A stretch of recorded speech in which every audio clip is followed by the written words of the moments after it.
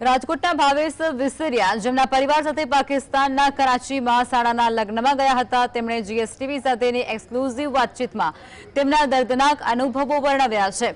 1 April 2025ના રોજ તેઓ રાજકોટથી અમૃતસર અને ત્યાંથી વાઘા અટારી બોર્ડર થઈ અને કરાચી ખાતે પહોંચ્યા હતા, પરંતુ 22 એપ્રિલ 2025ના પહેલગામ આતંકી હુમલાના સમાચાર મળતા જ તેઓ પરિવાર સાથે ભારત પરત ફરવા નીકળ્યા હતા।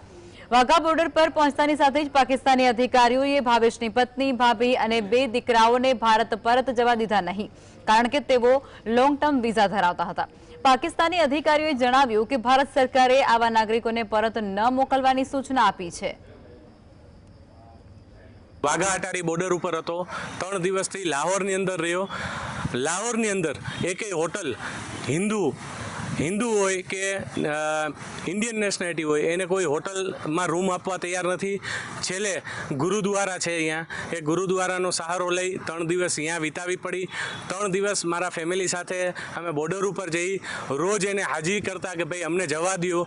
ભારત સરકારે કહી દીધું છે કે એલટીવી જે લોંગ ટાઈમ વિઝા ઉપર રહીએ છે, જે નૂરી વિઝા ઉપર અહીંયા આવ્યા છે, એ લોકોને પરત આવવા દેવા, અહીંયા ભારતમાં એમને એન્ટ્રી મળશે। તો તમે લોકો શું કામ નથી જવા દેતા? એ લોકો એક જ વાત કરે છે કે અમને ઉપરથી આદેશ નથી મળ્યો, ત્યાં લગી અમે નહીં જવા દઈએ। પાકિસ્તાન નાગરિક છે એ કોઈ અહીંયાથી ઇન્ડિયા નહીં જાય જ્યાં લગી ભારત સરકાર અમને કોઈ પણ પ્રકારની સૂચના ના આપે।